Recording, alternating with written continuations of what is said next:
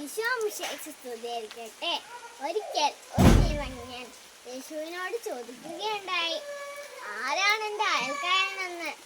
യേശു അതിന് പറഞ്ഞ മനോഹരമായ ഉപമയാണ് നല്ല അയൽക്കാരൻ്റെ ഉപമ. ആ ഉപമയാണ് ഞാനും നിങ്ങളോട് പറഞ്ഞുകൊണ്ടിരിക്കുന്നത്.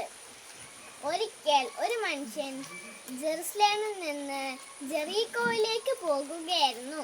വഴിയിൽ വെച്ച് കുറെ കവർച്ചക്കാർ അവനെ അടിച്ച് അവശനാക്കി അവൻ്റെ കയ്യിലുള്ളതെല്ലാം കവർച്ചെടുത്ത് അവനെ വഴിയിൽ ഉപേക്ഷിച്ചു പോയി. കുറച്ചു കഴിഞ്ഞപ്പോൾ ഒരു പുരോഹിതൻ ആ വഴിയെ വന്നു. പക്ഷേ അവനെ സഹായിച്ചില്ല. പിന്നെ വന്നത് ഒരു ലേവായനായിരുന്നു. പക്ഷേ അയാളും അവനെ സഹായിച്ചില്ല. പിന്നെ വന്നത് ആരാണെന്ന് അറിയാമോ കൂട്ടുകാരെ? അതേ കൂട്ടുകാരെ, പിന്നെ വന്നത് ഒരു സമരിയാക്കാരനായിരുന്നു. ആ സമരിയാക്കാരൻ എന്ത് ചെയ്തെന്ന് അറിയാമോ?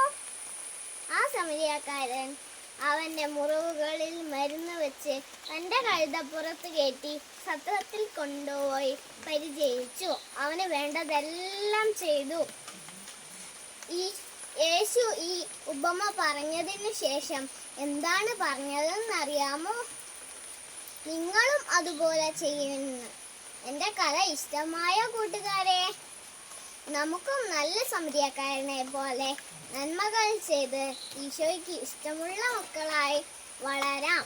Thank you.